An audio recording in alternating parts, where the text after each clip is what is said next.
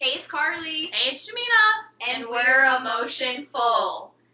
So, this is our first time recording with YouTube, so some of you guys can tune in and watch us on our YouTube, but you'll see that we have a group with us. We're going to introduce them in a second, just we want to talk about a few things. First thing, we have a Patreon account, so go check us out. You can get a membership, and there's different tiers of the membership, and they cost differently, but the money would go towards us getting like the proper equipment to help for our listeners. And then the other thing I had to talk about was relatable stuff. So we went over this multiple times before we started recording. But my screen turned black. I was laughing. Yeah. Right, thank you. So let's talk about relatable stuff.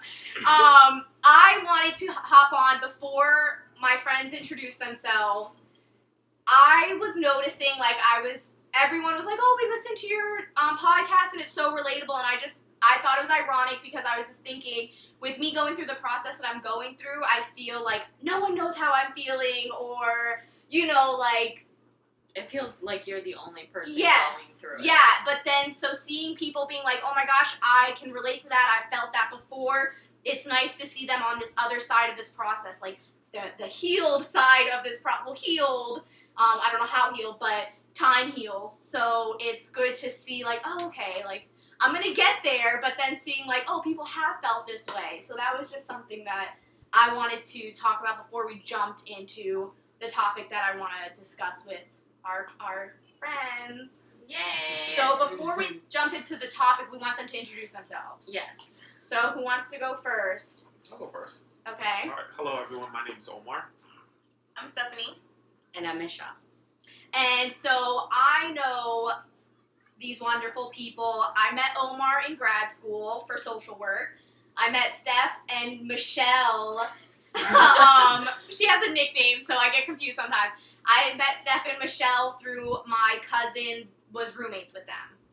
And then we just all got really close. And I'm sorry, but my dog's also in this YouTube, so if you hear dog noises. Blue! So the topic that we wanted to discuss with everybody today is basically something that Carly has experienced in her previous relationship, but kind of generalizing it to everybody else is, if you've been in a relationship before and your support system has noticed some red flags in the relationship, whether they have actively communicated them to you or not, how did that kind of impact your conceptualization of this relationship, or how you kind of made sense of the relationship, knowing that your support system didn't necessarily... But also, if they didn't say anything while you were in the relationship, but then said it to you afterwards, how was that? How did that make you feel? What was kind of your, like, oh, damn, like that, like, oh, so you saw this whole, like, were you upset that they didn't say anything, or were you like, hey, it's probably a good idea that they didn't say anything?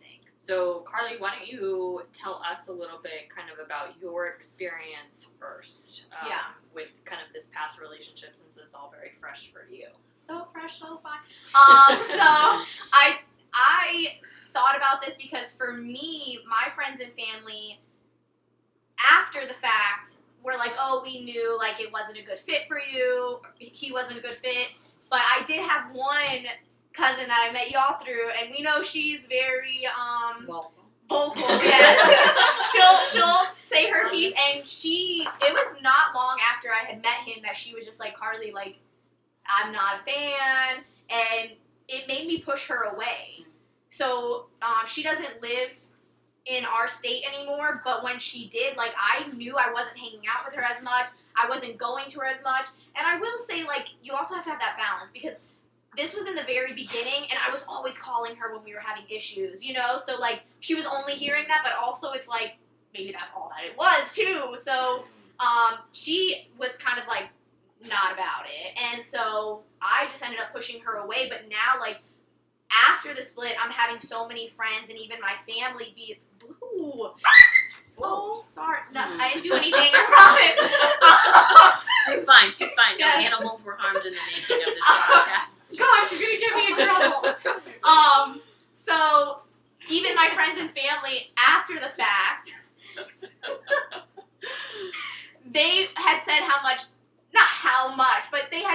that, they didn't see us working out, and we just weren't a right fit.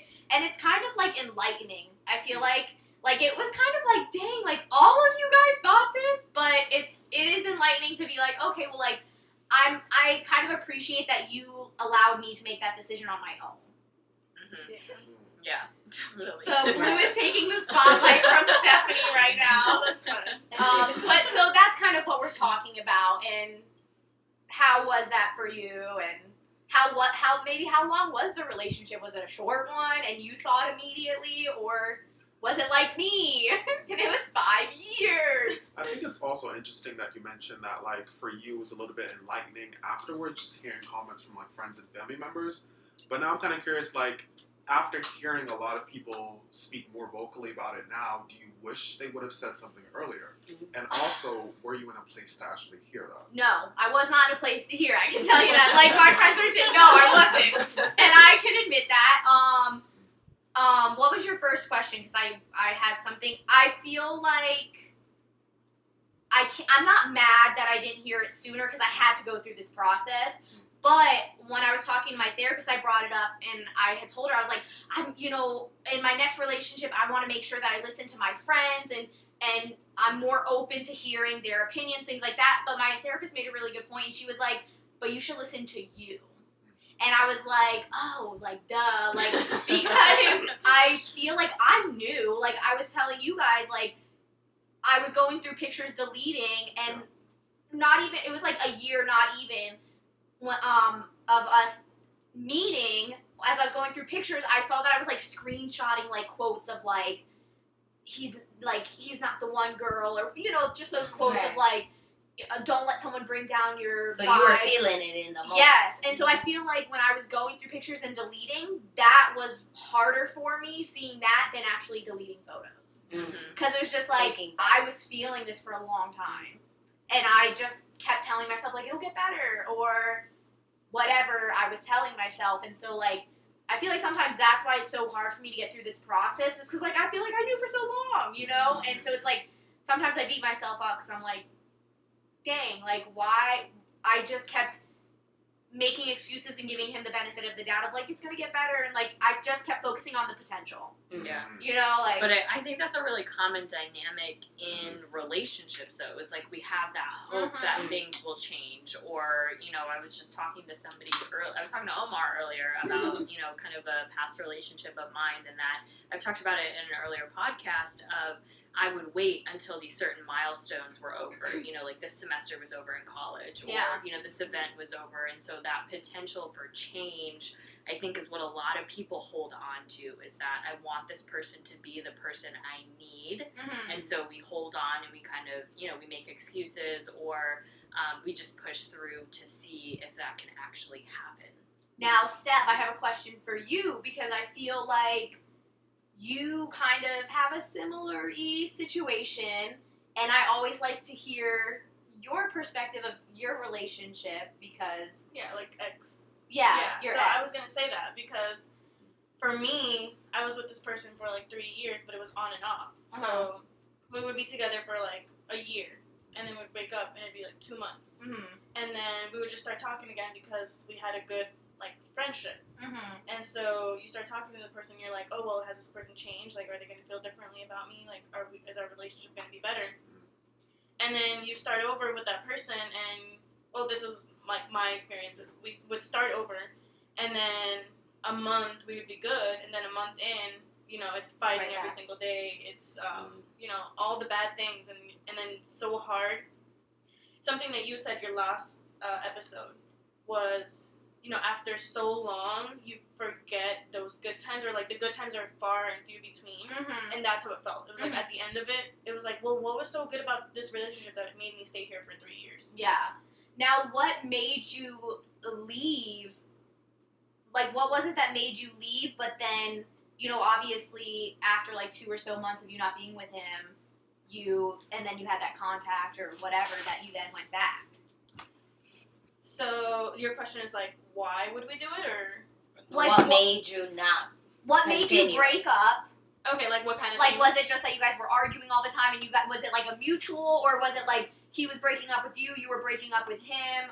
That's what I Yeah. mean. So, like, a lot of the times it was either I would find this person talking to someone else and be like, oh, like, why? And then other times it was the fighting. Like, we Okay. would literally, like, every day be in an argument. Like, it would not be, like, I could Yeah. not, after we broke up, I could not remember a day where me and this person went without fighting. Like your final breakup. Just Yeah, anything. after the final breakup, yeah.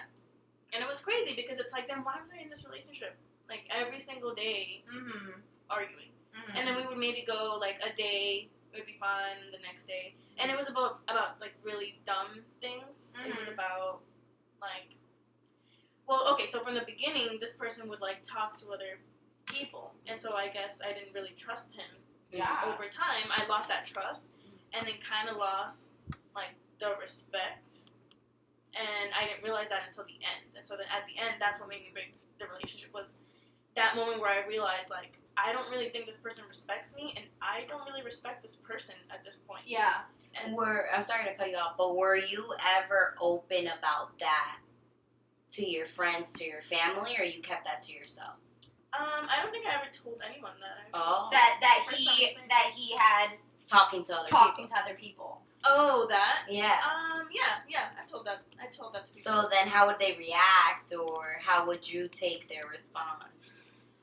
Honestly, it's kind of hard to, like, think back because it was so long Long ago. ago. But it would just be like, you know, we would break up and they'd be like, "Oh, well, I'm sorry that you're feeling this bad. Like, he's not worth it, or like he doesn't deserve you, things like that." But then we would go back, and that's kind of what made it, after so long, it made it hard for me to go to people, because if I was in their situation, I'd be tired of hearing the same thing of, like, well, No, he doesn't deserve you, but Yep. you're still going back. That's exactly, I feel like, what happened with me, and I feel like I stopped going to people and telling, especially towards the end. I feel like, I think maybe why it got so hard is because I didn't feel comfortable venting to my friends, because maybe they didn't verbalize it, but I knew that they, like, when people kind of get tired of Feel it. hearing the same thing, and it's like, well, then what are you doing? And, like, I feel like that's easier said than done, of like, well, why are you still with this person? And it's like, well, I have an attachment, if it was that easy to walk away, I would have, but it's like, you feel torn. So I think, no, for now, after the final break, did people tell you, like, Yeah, he wasn't for you. yeah, like, I don't think for a while. I think it because they took, weren't sure? yeah, I think it took people a while to be, like, Realize. sure that It we was were, really like, done. it Now, was really what- done. Did you have a different feeling of you, like, knowing this was the final, or were you, like, I you know what I'm did. saying? You did? I did. And I feel like I did too. That's why I asked. 'Cause so I remember the exact moment, because this was in college, so we would party every single weekend. And so then there was this one party that I was there, and we were, under the influence or whatever. And Old I was enough. in this. Yes, I was old enough.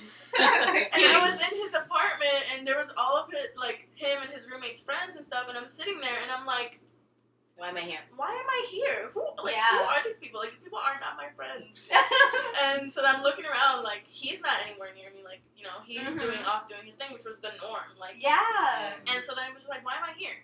And then I think, like, a couple days after that or whatever, like, the only way that which might be wrong when I think back at it, but the only way that I could break it was to be, like, upset. And so the way that we broke up was that I went up to him and literally, like, word vomited everything that I was upset about, and just was like It's over. and stormed out. Yeah. Yeah. And so, and thinking back at it, it's like, that's kind of, That wasn't healthy. it wasn't healthy. Yeah, like, it was toxic, and it was like, I didn't want to feel that way, but it was the only way that I felt I could do it. Because if I left on a good note, later on I'd be like, oh, but Yeah. but maybe, I feel like that is very common with a lot of people. I was gonna say, it's funny Yeah. that you say that, because I didn't, like, do that word vomit, but I literally journaled how I was feeling and, like, how I wasn't happy and shit. And I was like, at first I was like, I'm gonna keep it to myself. This is a journal, like, and it was just, like, eating at me. And I remember one morning we were he was in the kitchen, I was in the dining room, and I was like, I need to read something to you. Mm. And I read it, and he was like, I don't think we should be together. And it was like, again, a relief for me because I felt like I couldn't do it. I couldn't end it. But because he did, I just agreed, and I was like, yes. But I think he thought it was like all the other times where, you know, he would say that and then 3 days later or whatever. But like you, I just knew it was a different feeling. Like I knew I could not continue feeling the way that I was because I was just so miserable and unhappy. It's also interesting how, like, in that experience, like, you felt the need to have something, like, tangible as, like, a reason. Like, it was a conversation we had or an argument or a thing to justify why I can't do this anymore. As opposed to the fact, like, a lot of times people are just like, I'm genuinely unhappy. This isn't working out. I need more from this relationship that I'm getting. And that's more than enough for me to walk away from it. Yeah, I think it's hard for people to see that as the reason. Yeah. They're just like, that's not enough. Like, I should be trying harder or something. And I think I brought this up in a previous episode, but I feel like in society today, they're always like, well, did you try your hardest with, like, in the relationship? And it's like, even if I didn't, you're telling me I have to, like, you know, it's society's view, you have to put your all in this relationship before you decide it's over? Like, I feel like that is so draining, and I feel like that is so toxic to tell someone, did you try your all? It's like, no, and that's okay. Like, you know, like. But I also think there's more of that pressure on women in relationships. Oh, absolutely. Than, like, that they need to make it work. They need to keep it going, and it's just like, that's not fair to put that weight on us because it's, you know, exhausting. Omar, how dare you? I'll take the heat, but I feel like it is a little bit of a double standard when it comes to women within relationships because I feel like there's different expectations about the role of women in relationships and what they're supposed to do and how much they're willing to give to it. Yeah. There's a little bit of an imbalance when it comes to just men in general. I feel like women are, like, almost expected to carry relationships. Like, I think it's because Omar's like, yep. I think it's because women are more emotional and we're like supposed to care more about the emotional aspect of a relationship, which is a really big part of a relationship. me and Michelle were just talking about this yesterday, were we not? We were talking about how I was like, oh, I want a man that's, like, emotional and everything. But then I was like, no, I think that's just because right now I'm very emotional and I want someone. But I think at the end of the day, I just want someone to, like, validate my emotions. And however I'm feeling, I want them to, like, acknowledge and validate that. I think men are emotional as well. I think they're different in terms of, like, I think because of society in a lot of different ways and the way that women are kind of like, and men are raised, that women are more in tune and have a certain type of intelligence when it comes to their emotions as opposed to men. Absolutely, 100%. And I think a lot of times for, especially a lot of traditional relationships, like heteronormative relationships, I think a lot of times there's this assumption because women have this certain intelligence where it comes to dealing with their emotions, that they have to take on the brunt of, like, the emotional stability of their relationship. Yeah, for sure. And I could just imagine how exhausting that might be at times, especially when, like, you're trying to figure out your own shit. Yeah. And then you also have to, like, consider, like, all right, well, I gotta make sure my partner's okay too and make sure that they're fine so our relationship is fine. And that's a lot. Yeah. And I think, like you said, like, I think men are definitely emotional, but I don't know if they know how to express it. And so then, for me, I was telling you guys, I probably told you too, how I would make excuses for him not knowing how to express his emotions, but he wasn't even acknowledging that that was something that he needed to work on. So it was like, why am I making an excuse for you that you've not even acknowledged? And I think that's what's important. I think if someone's not good at expressing their emotions, but they're aware of it and they verbalize that and they're you can tell they're working on it, then that's like, okay. But if you're making an excuse for someone who's not even, like, noticing that that's an issue, it's like, why am I doing that? But I feel like we do that. I feel like I did that to rationalize why I was being treated that way. Right. Yeah. We haven't heard from you, Michelle. Do you have any? Well, bringing it back to, like, like the topic of the conversation, like red flags, or, you know, if you're your close circle, told you anything. I know with me, like the characteristics that I have, like, within my family, like, because I feel like as a friend, you guys know, like, a different side of me than with, like, family, because they saw me growing up. Yeah. You know what I mean? So they see different sides of you. So with me, I'm always known as, like, oh no, like, you ask her. No, you ask her. Oh no, she's gonna blow up on you. Oh no, she's gonna, you know what I mean? Like, I guess I don't come off as, like, open with my family. You know what I mean? So thinking about that, like, my family, like, I have a sister, I have a really close cousin, I'm really close to my parents.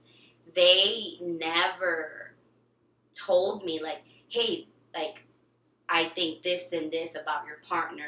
I don't think, like, the red flags. Right. It was me that I noticed, like a disconnect between, more particular, like, my parents with, like, my significant other at that time.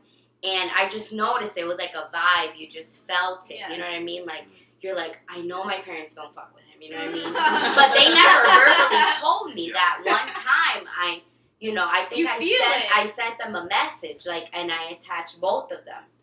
And I was like, hey, mom and dad, whatever. Like, because with me, like, I feel like writing is a lot better than me picking up the phone call or, like, asking them, face to face. Sure. So I sent them a text, and, it was like, I've been noticing, like, some disconnect you with so-and-so. Like, is there anything you guys want to tell me? And like, hours passed by, and they hadn't hit me up. And I'm like, okay, are they pretending like they didn't see the message? Like, are they really not trying to have this conversation, or did they not get the message? So I ended up calling them, and I was like, hey, like, I sent this message, like, 3 hours ago or however long ago, and they were both like, we haven't gotten it. Until this day, I don't know if that's true, if they really didn't get it, but sometimes with group messages, it might be, I like your face, but I'm just like, but really, for both of them not to get it, I feel like it's odd. exactly, That's a little you know what I sus. mean? Okay. Sus. So then I was just like, like, so I told, and I think I read it to them, like, the message that I had sent. And they were like, no, like, at the end of the day, like, if you're happy, like, or your happiness is all that matters to us.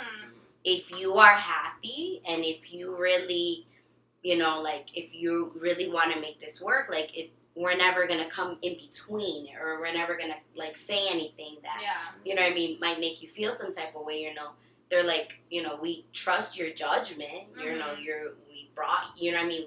We feel like we did a good job in raising you, and, you know what I mean? Like, how you should be treated or whatever. Like, so it's not our place to let you know about these things. Like, you're the one in the relationship, not us. Yeah. So I was like, okay, that makes sense. But then subconsciously, it's like, I was feeling that type of way, but it was because I knew shit was happening. Right. You know what I mean? And you felt it maybe, like, changing, and you were just like, oh, is it my parents? And I was never the type to be, like, vent or to my parents or to my cousin or to my sister, because I'm just not that type of person to, like, vent to people. I'm not. You know what I mean? I'm like, oh, yeah, it's going good. Like, like, whatever. And then it's after the fact, like, way after, they're like, oh, yeah, this happened. And they're like, wait, what? Even, like, with my friends. Oh, yeah, all the time. Right. All the time. It'll be, like, months later, and we're like, what? But I will say, I wanted to make a note of, I feel like my parents were the same way. Like, if you're happy, we're not going to say anything. And that's what they would always say. And then afterwards, it was like, my dad had concerns, my mom had concerns, and it was like, and my mom had made little comments, and, like, I knew, but I think, like you said, like, you were asking your parents, but I feel like, for me, at least, I was, like, thinking that, but I internally knew. It was, like, something with me, But did you wish that they would have said something? I was going to say that, I too. don't think so, because I feel like they, like, me, like, even, like, I've had to, like, set boundaries, like, with my sister particularly, where if I'm telling her something, I legit have to tell her, I'm telling you this.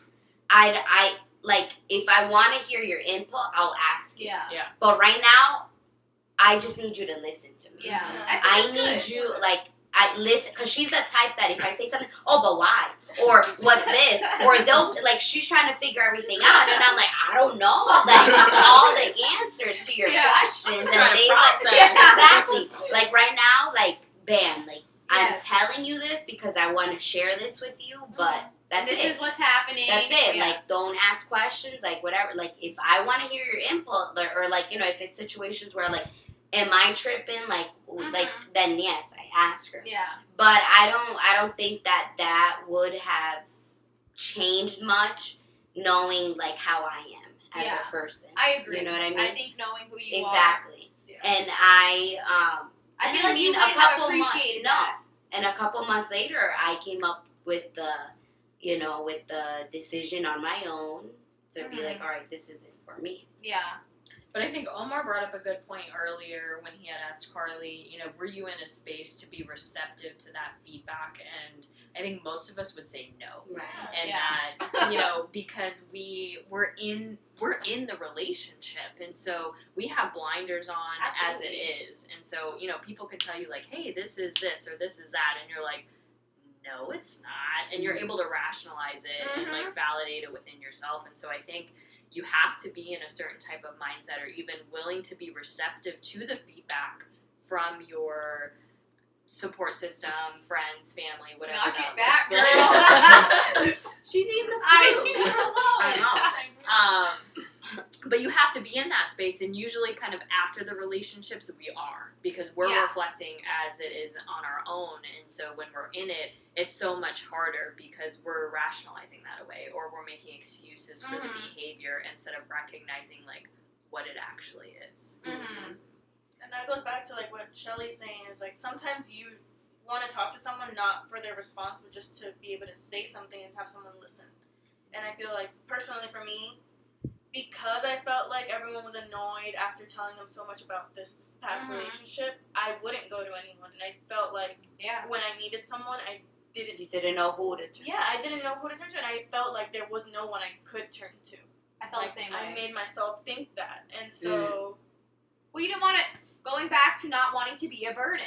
yeah. You know, whether you're in the aftermath of a breakup and you're going through all those feelings, or you're in a tough relationship and you need to vent, because I felt the same way, and like, I didn't want to go to my mom or my parents because it was like, I don't want them to know what's going on in my Right, relationship. for sure. Like, not the bad stuff, so I would always just be like, oh. And it got to a point where I was calling my mom all the time, just because I was just like, I just need someone to talk to, but it was like I couldn't tell her what was going on, but it was just, and she probably knew, but I feel like I didn't really, it got to a point where I was just like, I don't have anyone to like talk to. I would talk to my one friend in New York. I feel like she would always just listen and not really say anything, even though she knew too, but Right. yeah, it gets to a point where you're just like, And I think that shaped me a little bit though, because now I feel like I'm the type of person that I wouldn't want someone else feeling that way. So if someone was feeling a certain way about their relationship or something, I always try to like just listen and not be like, well, he sounds like a douchebag. I wouldn't say something like that. I would just be like, okay, yeah, well, you How know, does that make you feel? yeah, like stuff like that. well, because I remember, and I feel like I have two things I want to say. First thing is totally, I feel like me going through what I'm going through now, I had never gone through that before, so I didn't know these feelings. And then, like, reaching out to Shamina, and then she would talk about her past relationship, and I have several times, I feel like, been like, I'm sorry, Shamina, that I was not there for her, because it's like, these feelings suck. And, like, she had said, you know, like, I felt like I kind of had to go through it alone because people thought, like, things were okay. And it was just, like, I feel like horrible, and it's, like, that empathy of, like, now I can genuinely feel what it feels like to go through that. It's, like, I could not imagine going through this alone. And it's just, like, I feel so bad because it's just, like, literally, I can't imagine being, like, by myself, right? I could not. Like, end of story, could not. But then the second thing I was going to say is, remember the first almost for real break and I went to you? Yeah, you came to my house. I blocked him on social media with you. And, oh gosh, I was crying. So there's this movie that I always always watch whenever I break up with someone. Well, I guess not anymore. 'Cause I'm Married. But there's this movie called P.S. I Love You. And Oh, I God. I always watched that when I broke up because it would just make me cry and it would like just make everything just release. Yeah, Yeah, just okay. release everything. And so I put that on for her and she just knocked out and I was like, It's fine. But yeah, I remember that, and then I want to say like he had called me or something. You know, obviously it wasn't the end because then like a day later. Spoiler alert. Yeah, spoiler. It was not now, so it wasn't the end. But yeah, it's just come on. It's just interesting of like, I think for me, I wanted to go back on what you had said too earlier about with your past relationship, how he would like talk to other girls. So I kind of had that issue to an extent. And I feel like I didn't realize it until towards the end of the relationship that I was struggling with trust because it's weird. I knew for sure that he would not cheat on me physically. Mm-hmm. But there were times where I went through his phone. I know you're going to say, don't do that. No, but you No. did it like once or twice. I did it you once. weren't like Yeah. the person that would check. For. No. And I did it once because I just had this feeling. Yeah. And I freaking found out that he was like, he had texted this girl and just said something about how he had been thinking about her for like, and it was like an exact amount of time, like 39 minutes and 26 seconds, something like that. Or being like him being stupid. But it just like really hurt me, and I feel like even though like that maybe seemed minor to some people, I never forgot about that. Never. Like I would try to push it away and be like, oh, but it would always, I would think about that, and then like there was another time where he had he would always like get really close with like the female co-workers or whatever it was, but it was always like the females. And he had started a job and he had like gotten close to this one female, and I even said like, yo, she likes you. And no, it's not like that. I'm like, okay, well, because she was married, but she was having issues with her marriage. It turns out, so he hadn't brought her up for a while. So I was like, yo, what's up with this girl? You know? Oh, we don't talk anymore. I was like, why? Oh, she like wanted to hook up with him. And so like I've told Shamina like, what vibe are you giving off that these people think it's okay to ask you that? You know, like, I feel like I was telling Shamina, when I would go into a room, I would make it clear that I had a boyfriend. Like, I would either say his name or I'd be like, my man, like, whatever it was, I would make it clear that I was with someone. So to me, it was like, what, like, vibe are you giving off, or what are you not saying that these people feel that they can be like, oh, I thought we were, like, gonna hook up, or, you know, like, because I feel like if I knew you were with someone, I would never be like, oh, we're not gonna hook up. Yeah, exactly. I mean, that's important, but I feel like there are some people that really don't give a fuck That's if you're in a relationship. Oh, that's true, too. You know what I mean? Like, there's people who are like, But I'm still I gonna feel like check, for try. my situation, I think it was more of, what Right, are it you could not saying? I think it's really interesting you bring out that concept too, because I feel like a lot of times when people are in relationships or when they're with a significant other, or whatever the case may be, things are going kind of rocky. Maybe the relationship is kind of like running its course, or there's issues that are coming up.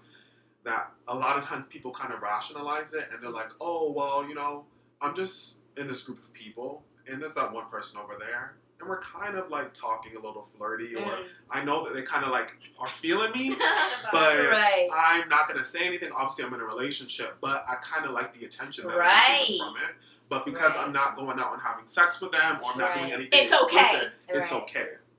And I think a lot of times people try to like rationalize that in many situations, Right. because when you're in a relationship or things are running its course, there's certain needs that are not being met. Of Yeah. course. Maybe it's like emotional needs or Right. whatever the case may be, and they might try to seek that in different ways, and they might try to use different disguises to be able to get Right. that. Mm-hmm. And I think even the conversation that you just had about like how your ex or whatever would kind of like, whether it was a coworker or something that was going on, I wouldn't be surprised if he was aware of the fact that she was probably into him. And I Right. think that he Yeah, liked because you that too. can't be Oh, that. for sure. But I mean, I read once an article many years ago where it was like, and I mean, just how it could be right, it could be wrong. I don't know, but it's just a perspective. Where it's like, as women, we constantly get that feeling, get that reassurance that we still got it by going to the gas station. Mm. You know what I mean? Men are always like, oh, looking at us up and you know what I mean? Like, it's known. You know what I mean? Like, Yeah. going to the grocery store or what have you. Yeah, you get checked out. Men don't really get that.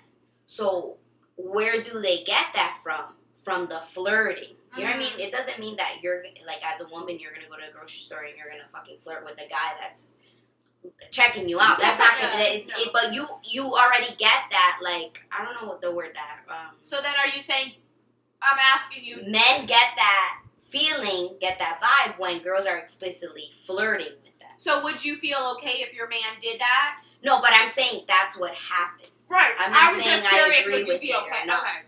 But women get that. Yeah. I still I got agree. it. Men don't really get that. I still got it. It's just something to think about. No, yeah. You know what I mean? Like, when do you feel like, oh, I still got it? When?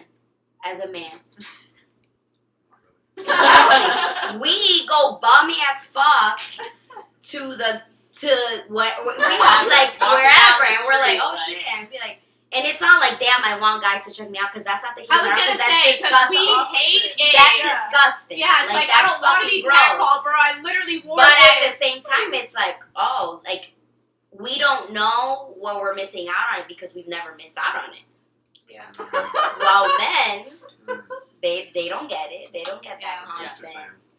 So Omar, I want to hear from you because we haven't heard from you yet about kind of your like past relationships and if you've had kind of these signs from people in your life. So I think,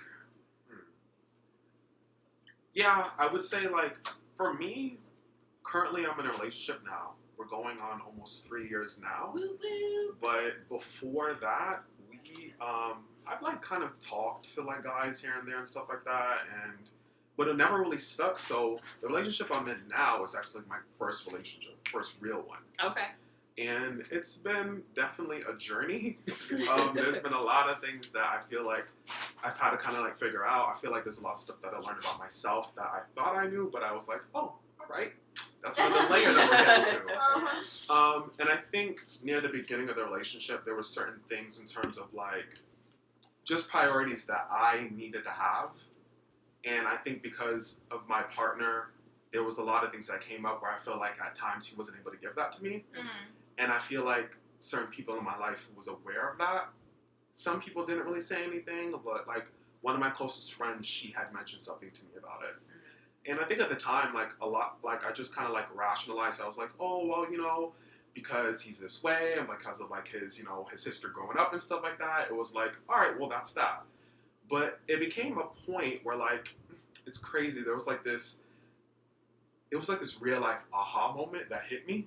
Mm-hmm. And when it hit me, I was kind of like, shit, like I was sitting here and kind of like rationalizing, doing all these things when in reality, there was something that was there. Mm-hmm. And it was one of those hard things where like, where a part of it, it's not like black and white. It's so murky at times, you know? Where like, I feel like a lot of the things that were going on with him was really valid, but at the same time too, I think there was a part of him that was also like comfortable in that. Right. Mm-hmm. And also using that as a reason not to kind of like do anything about it. Mhm. Using it as a crutch. Yeah, Yeah. kind of. And like for me, I was just kind of like, even though I understand that and I get that, I know personally I'm going to need more. Mm. Because if this thing is going to work long term, there's going to have to be some type of changes. Right. And luckily, like, I had a conversation with him and we addressed that, and he's been putting in a lot of work into that. Mm-hmm. And I'm really proud of that, and I feel like it's made our relationship a lot stronger now. But I think in that moment, when a lot of that stuff started coming up, I think a lot of times I did rationalize it. I didn't really want to hear it at the time. But I think it took me kind of like really seeing it in order to like acknowledge it and then do something about it. Mm-hmm. And I'm glad that I did. And honestly, I feel like we're in a much better place because of it. I would like to point out, though, how, like, I like to applaud you of how self-aware you are. Because, like, how you were even saying, like, priority-wise and things like that, I think that definitely happened with me of, like, you kind of, like, make that person your priority, and then you kind of fall back and you forget all these other people in your life or the hobbies that you like to do and things like that, and I feel like it's probably the therapist in you, but you're just so, it's who you are, but you're just so self-aware that you were able to take that step back while in the relationship. Yeah. And then realize that this is what I need. yeah, and then have those conversations and make those changes, because like I couldn't do that. And also, one thing that was really good, I think, was like having a partner that I knew was going to be receptive to what it is I was saying. 100%. There was never like a moment where obviously I was like, all right, well, he's probably going to feel some type of way about it, or he's going to have his own process of dealing with that. But I knew at some point in that he was going to want to hear it because he wanted the relationship to work. Yeah. So there was a part of me that was nervous about having certain conversations, but I know I needed to have it because, like, I don't know about you guys, but if there's something that's sitting in me and like it's not getting out, like it starts coming out in so many different ways, and I'm like, all right, I need to get the shit out. And then you just spill it. Yes. So I knew whenever it did come out, granted there was probably going to be some stuff, but I knew the end result was going to be something positive because I knew how much I wanted it and how much he wanted it too. I relate to that so hard because, like I mentioned earlier, like I recently got married. Yeah. But we were engaged for like a year and a half. So through that whole process, it was like getting nearer to that. It was like, whoa, I'm getting married. Like, what is happening? Yeah. Like, this is such a big life change. And so then really close to that, I started getting very anxious about it. And so it started coming out and like, and like being annoyed about like the stupidest things or whatever. And it's like, that's not us. I'm not trying to be like that.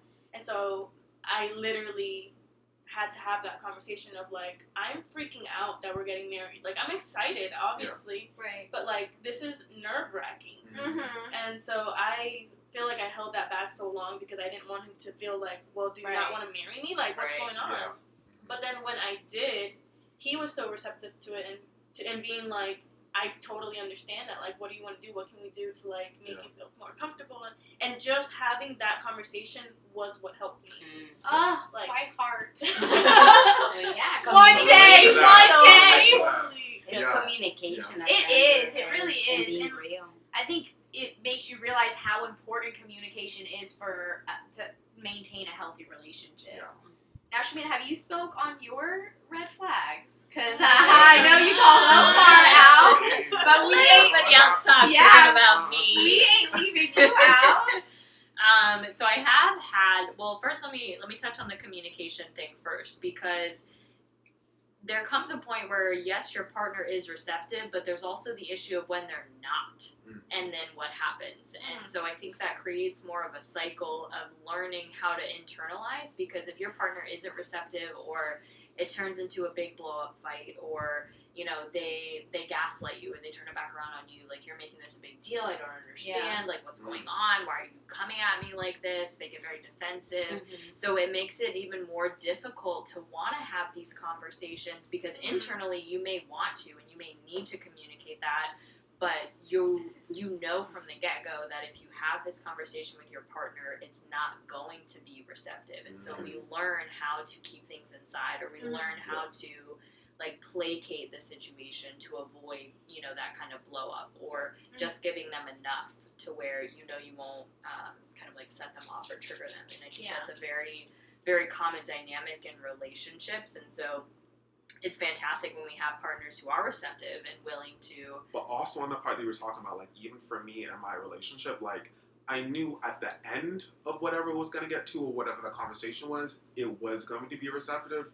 But I think there was even moments within that where there was some pushback, or like, or what are you talking about, or minimizing certain things, or kind of like, a lot of what you were just kind of expressing before it did get to that point. So I think a lot of times, like even when you do have those conversations with your partner, when you do go through that, it's just kind of a thing where like, well, now I don't even want to have the conversation. Right. You know? And it's just like, if you're not even going to try to hear it out, then what's the point of me trying to bring this up? And I think in a lot of ways, when it comes to our emotions, whether you are a woman or whether you're a man, I think growing up you learn to like, in many ways, kind of like emotionally numb yourself to certain things as a survival thing. Yeah. You know, especially in like if you've gone through things in your life that's been pretty traumatic and stuff, it gets to a point where like that's how I've been able to function and get by for so long. I just keep it in and I keep on moving. You know, and I think when you get to a point where your partner, where like you start to realize there's things that are there. There's things that are starting to like affect you and impact you. You're just like, all right, now that I know it's there, how am I going to be able to get this out to them? And also, is it even worth it? Because are they going to try to like really try to hear, or are they just kind of try to like diminish my experience of what I'm going through? Right. And you start questioning yourself, and you're just like, wow, am I being the one who's a little bit over dramatic, or are all these things going on too? Yes. For Yes. And I think vulnerability with a partner is one of the most like strongest forms of vulnerability. And so even though you may want to communicate these things to them, I know at least for me, like I am freaking out on the inside. If I know I have to have these conversations, like I'm a therapist, like I know the shit I need to do, but like internally I'm like, oh my god, they're gonna leave, like something bad's gonna happen, like I can't do this, they're gonna get mad at me, oh my god, what if I'm making all this up? And I start to panic. Yeah. And so I go through the motions, but I'm like, holy shit, I gotta ground myself. I'm like, okay, like it's all right, like this is what we do, this is why we do this, like it'll be fine. And so I think, you know, even internally that becomes a struggle, because you do have like those moments of like, am I going to get this pushback? Or when you do, like, how do you manage that? And how do you increase that communication with your partner so they are receptive to even what you have to say, even in like a healthy or unhealthy relationship? So I just had to say that first. But, so in my previous relationship, I've talked about it before in previous podcasts, but we were together for 4.5 years. And something to kind of what Omar was saying earlier was I ended up leaving the relationship because my emotional needs weren't met. There wasn't, you know, nobody did like this huge, horrible, terrible thing. There wasn't like, you were a horrible person, you're really abusive, this is happening. I was just unhappy in the relationship and my needs weren't getting met, and I had realized that I wanted more and I deserved more from myself and not kind of settling in this relationship. And so I think everybody that I knew, it was the picture perfect relationship. Like on paper, this person checked all the boxes. Like when we were together, we were a very like high functioning couple. We were a very healthy couple. Like everything was fine. And I'm one of the people who I internalize everything. Let's be real. So it's something that I'm actively working on.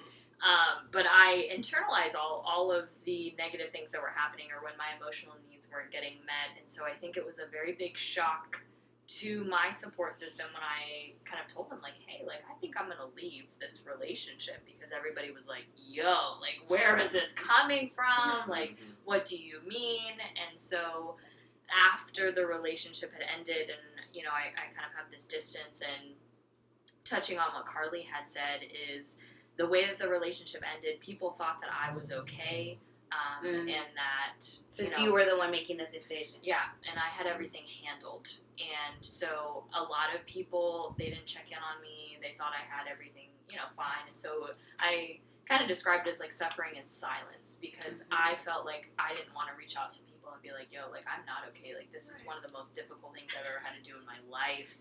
And I think my support system was like, oh, she's got it. You know, like, she's about to finish school. Like, she's doing this, she's doing that. Like, she's fine.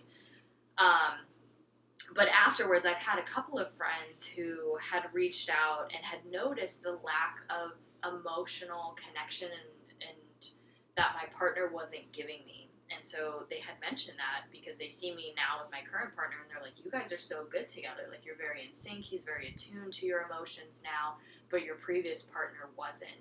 And so I think it was a very validating experience for me, and even my therapist. There was, you know, I had talked about wanting to break up with this person for a very long time in therapy before I actually made the moves to do it. And just recently, maybe within the past month or two, she had said, you know, Shamina, I knew that wasn't a good relationship for you and that you weren't happy, but I had to let you come to that decision on your own. And I was like, you could have saved me, like, so much grief if you would have just told me, like, girl, this is not the relationship for you. But I, you know, kind of going back to what Carly had said earlier, is I needed to go through those motions in order to feel secure enough within myself to make that decision and know I was doing this for me and not because other people told me, like, this isn't right for you, or this person isn't the one for you, or what have you. And I think that's almost more difficult, because if somebody else was like, yo, like, this isn't the right person, like, don't you see all of this? And I was kind of receptive to it, I could be like, yeah, like, you're right, and I'm going to go through with that. And then I could have resentful feelings for that person. But when I come to that conclusion on my own, I have to sit with that decision. And it's all on me at that point. And sometimes I think that's difficult for people to settle with, because we tend to, kind of what Steph was saying earlier, was like, you know, if I end on good terms, then I can, you know, kind of go back and like, rationalize, well, was it really that bad? Like, we were in an okay place when we ended the relationship. And I very much identify with that, because my previous partner and I, we were like, you know, we were doing all of the things, and there was nothing wrong from the outside, but like internally, my emotions weren't getting met. And I think being a therapist and going through therapy, that helped to increase my self-awareness, but also what I was willing and not willing to tolerate in a relationship anymore. And I think that really changed a lot of my perspective moving forward. And I think one thing to add on that too is like, it's very good, like, obviously, like, since both of us are therapists, we kind of like know that too, but like, it's so empowering when you come to that on your own. Yeah. You know, because looking back on the experience now, you can be like, yeah, I ended that relationship not because of my parents, not because of my best friend, not because of so-and-so. I realized what it is that I needed, my needs weren't being met, and I made a choice, and I chose to end it because it wasn't good for me. So moving forward from now, you can't attribute any success or whatever in your relationships to another person. It's because of you.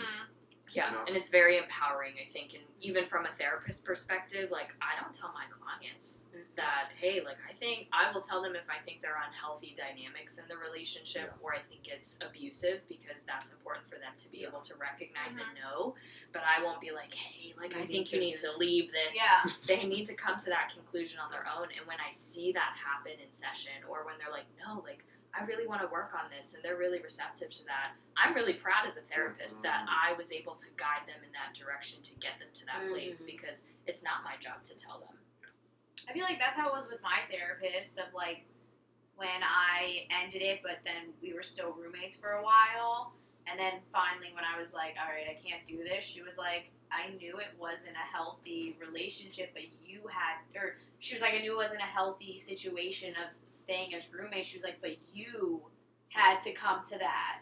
And she's like, honestly, I think that's why it's a little bit harder for you getting over it, because that wasn't healthy. And so you're like going through all of that.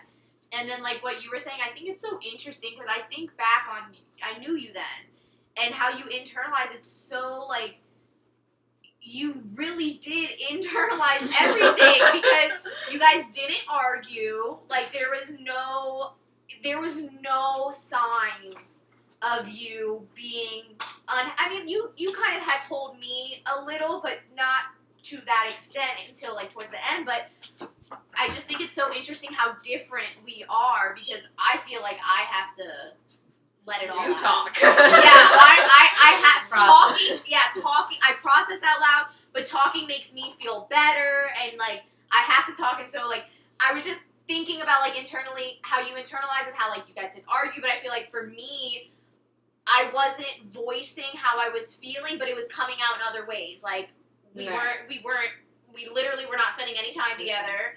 Like, we just were on different wavelengths of wanting to do things. Like, it was just so off balance. And then I would get annoyed at little shit, you know? Like, but it was, like, my way of getting it out without having to have that conversation. Yeah, I feel like you would say things, because I was dating one guy at one time, and you would say comments like, oh, but it's nice that you guys get to just spend time together and watch football on Sundays. And I'm like, yeah. Oh, yeah. You know what I mean? Like, whatever. But then it was really because in that moment, that's what you were craving. Yeah. That's what you were wanting. But you weren't saying, I want to spend time with so-and-so on Sundays. But it's like, oh, it's nice that you get to do that. Oh, for sure, because I would... You know what I mean? And I was just like, okay. But now thinking about it, it's like, oh, you were wanting that. And it's funny because I remember, like, us having that conversation and then me coming home and I was telling him and he was like, Michelle's into football. And I was like, no, she just does it because... Yeah, I remember that. And I was like, no, she's not into football. I don't know what's going on. And then it's funny because I think now, remember when we went out to a bar or whatever, you're with your now husband, and he was like, so how long guys been dating? And I was like, I don't know. How I'm long? like, did you just ask that? Yeah, she was. Oh, Lord. Steph was like, and I just looked at my ex and I was like, I don't know how long have, and he was just like, and I was like, yeah, because we never had a date. Like, we literally didn't have a date of like what, like, I just feel like things that are like meant to be significant, like we had no date, so we had no anniversary. It was just like we were like a Coexisting, but yeah, it was like we were like a ball of like we're together, but like we don't have anything that marks us as like a couple or right. anything, and it was just like, little things like that are important. and I realized that towards the end because I realized those little things of like other people celebrating was like kind of like I was kind of being jealous because I'm like I don't have any of that ever. Like we don't ever like and if we went on dates it was because I was like, oh, let's go on a date tonight or something. Like it was I wanted to have like my partner be like, I'm gonna take you out tonight or whatever. Even like I feel like I'm so low maintenance. Like literally make dinner at home and put a movie on Netflix or order like minor shit. I feel like I'd be like, yeah. Like I feel like I'd be super excited. Like I'm not like you have to take me to a $300 restaurant. Like I'm like, no, go get some Taco Bell. Like Crunch Wrap Supreme, girl. So I don't know. So I actually wonder, and I was gonna ask you, but I wonder if he knew that you felt that way, or like if he sensed these things in a relationship. And I'm thinking about it because I wanted to ask you: do you think that your ex, did he know that you guys were about to break up, or was it just coming from your end? So we went to couples counseling at one point in the relationship because I was like, I'm really unhappy and something needs to change. So he was willing to do that, and we went to couples, and it was, it worked really great, and then we were back to our old shit within a couple of months. So I think when I had finally brought it up to him, I blindsided him because I remember we woke up and we were taking a nap, and I had looked at him and I was like, I don't want to get married. Because that was and I talked about in the previous episode, is I was very much pressuring, like, sorry. If you hear running, that's Carly's dog. So it's like, she's got the zoomies. Yes, all of a sudden. So I thought that if we got engaged and we got married, that would fix how I was feeling. So there was a lot of pressure I was putting on the relationship to get married. We had been together for a significant amount of time, and I felt like it was that time that we needed to do. So I woke up and I looked at him, I was like, I want to get married. And he's like, what do you mean? And I was like, I'm not ready. Like, I have been putting the wrong importance on this. It's not because I love you and I want to spend the rest of my life with you. It's because I think this is going to fix our relationship. And he was like, I was looking for rings. Like, I was ready to take that step. And so I think it did blindside of one because I did internalize so much. And so it was very hard for me to communicate to him when something was wrong. But I think also it was hard for him to recognize when something was wrong within me because I've gotten very, very good at masking how I feel. And even now, like She ignores me. In my current relationship, my partner is very receptive to a change in my emotions, and he calls it out. And I'm like, yo, like, where did my mask go? So I was really good at this, and now you're reading it, and that's uncomfortable for me. And so I think it was kind of both. I was very good at internalizing, and so I put on a really good face, and I think he wanted it to work, and so he may or may not have recognized some of the signs, or I know I did verbalize after 4.5 years, like, you gotta know to some degree that, like, I wasn't happy, or it's the same thing over and over. But I definitely think when I finally brought up that conversation, he was definitely blindsided by it, to the degree that it had gotten to. For me, I felt like during our relationship, I would do kind of the same thing where if I felt like something was wrong, I was a big silent treatment person because I couldn't verbalize how I felt to him, and he never was like, are you okay? Like, do you want to talk? Like, no, he like got so used to me doing that he was like, oh, she's just mad again. And so then those things never got resolved. And so then we would know when it was like, all right, it's about to end again, And then like something would happen and we'd take that as an excuse to be like, all right, well, we're going to break up again. Yeah. See, I feel like for me, I verbalize all the time. Like, again. Oh, we know. We know, girl. And so I feel like I would try to hold it back, but I couldn't. And so then I'd be like, hey, can we talk? And immediately you could just tell his mood went down. Because he knew, like, we're just gonna have another talk. She's gonna cry. She's not gonna be happy. And he would shut down. And then I would be upset because I'm like, this got nowhere. I'm trying to tell you how I'm feeling. You're shutting down. Nothing happened. And so I feel like he knew. I think he obviously knew. I verbalized it. But I think he thought it was gonna. But I think he always thought it was gonna be like what it was before. For sure. Of like, I verbalized it. He did some things, and then I was like, okay. But I don't think he was realizing how much It was impacting. it was getting, and I don't know if maybe the fact that we were living together is why it was so much more intense. But like, I remember we went to a park, and we got there, and immediately I could feel myself just like. I was getting overwhelmed, and we walked, like, into the park, and he was getting ready to go off on his run, and I asked him, I was like, can you please just walk with me for a little bit? Like, I just don't want to be alone right now. And he's like, what's going on? And I was like, I don't feel good. Like, you know, I just don't feel right. And, like, then he was like, okay. And then I was like, no, I need to go home. Like, we need to go home right now. And he was like, what? And I was just like, we need to go home. I know. And so we literally, he's like, what's wrong? I'm like, nope. And it was just like, everything was just coming back. yeah, and, like, I think it was because he wanted to go to this park. It was him wanting to go on a run, and I was just, like, thinking, like, oh, I can go with him and it'll be okay. But then, like, we got there, and it was the reality of, like, I don't like to do this shit. I don't like to do this. And so, like, and then it was, like, the reality of, like, he's going to go off on his run. I'm going to be all by my freaking self. And, like, what? And so we came, like, we literally, it was, like, a half-hour drive there. We drove there, I literally immediately turned back down, and I remember I came in, I just, like, slept. And I was just, like, and I remember I was apologizing for how I was feeling because, and I think that was, like, the beginning of me not wanting to go do things with him. And I was just like, no, you go do it because you don't want to feel I had that, like, resentment and stuff, and I just felt like when I was out with him, it was almost like I felt like that trapped feeling of, like, I'm not good, bro. Like, in this relationship, I don't feel good. And then I feel like I'm out with you, and whether we're seeing people or not, we're out in public, I have to pretend like, oh, we're good. I don't feel that way. And it was just, like, a very, very overwhelming feeling, and that it had gotten to a point where it was like, I can't pretend to feel okay anymore. So it was just like, I'd rather you just go do your thing by yourself. Please don't invite me to do things, because I was at a point where I could not do it.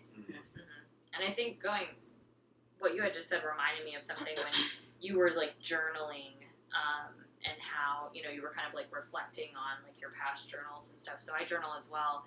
And I remember, I think there was a therapy session where I had reread my journals entries from the beginning of this relationship, and I was saying the same things, like, exactly the same things of how I was feeling. And I had told my therapist, I was like, this is frickin' creepy. I was like, I think this is, and it helped to kind of convince me more of, like, this is not changing. Yeah. Because it has been 4.5 years, and I'm saying the same stuff in the beginning that I'm saying and I'm feeling now. And I think that was really, like, liberating to me. Like, you're doing the right thing, because this has been very consistent. You put in all of the effort, and, you know, kind of going back to, like, we need to do more. We need to put in that effort. I remember, like, sitting in my therapist's office, she's like, Shamina, you have done everything you can. Like, I originally started going to therapy because I was like, I need to work on myself, and then if I do that, my relationship's gonna get better, because the problem is me and not us.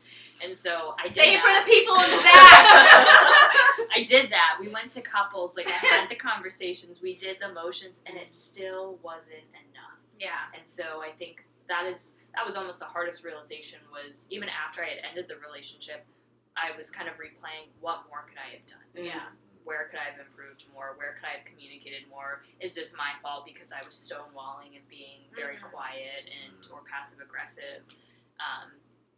And then I let all that shit go, and I was like, no, like, I did what I could, and I helped to kind of validate myself. But I think it just goes to show and normalize, you know, all 5 of us are sitting here, and we've had similar experiences, but they've all been very different. But we have, you know, kind of these connective ties to these emotions that we've been feeling, or these experiences that we've gone through, and how common this shit is, and how, you know, some of us, we talk more about it to others.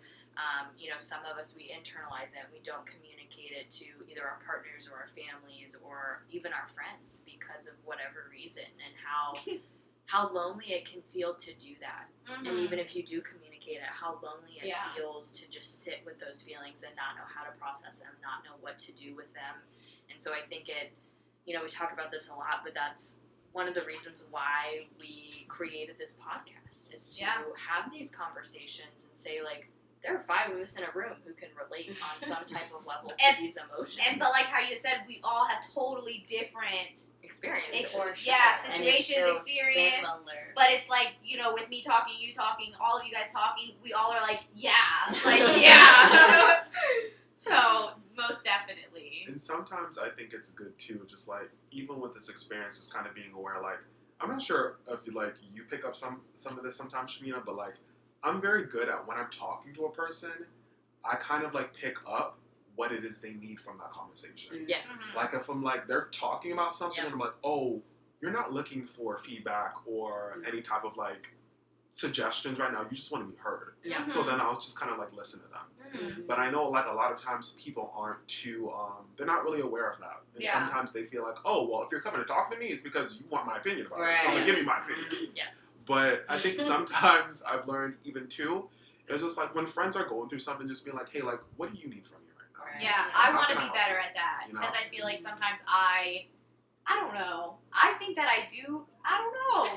I think you're getting better at it, and you're acknowledging that it is an area to improve in, because sometimes you will listen, but you're also very quick to respond. I am. But I don't think it comes from, like, a bad place. No. You know what I mean? I think it comes from just, like, curiosity. You're just curious. I am. You're just like, oh, but it's like, dang, I don't want to share that much. I Why are you asking Like that? You that, know what I mean? Like, slow it down. Like, I want but to dig it's, deep. I don't think Like, it tell comes me from, more. like, it's not like when you ask those things, I'm like, oh my God, like, she's, you know, just Like, I'm just trying to get no, dirt on you. it's or just something. like, I know that about you, so I'm like, oh, she's just curious. She just wants to know, like, whatever. But I think going back to you, I've noticed that too, and I try to soak in what people tell me before I respond. But I think when I'm talking to people, I'm just so engaged. And I'm like, oh my gosh, I'm thinking about that. Like, I want to ask you about this. And so, like, I'm just like, I want to know these, like, going back to being curious of, like, I'm just genuinely interested in, like, and I think maybe I'm this way because I'm processing, and so maybe it's like, this can help me process and go through this, so, like, I need to ask you, and so I just ask you about, but no, I totally notice all these things.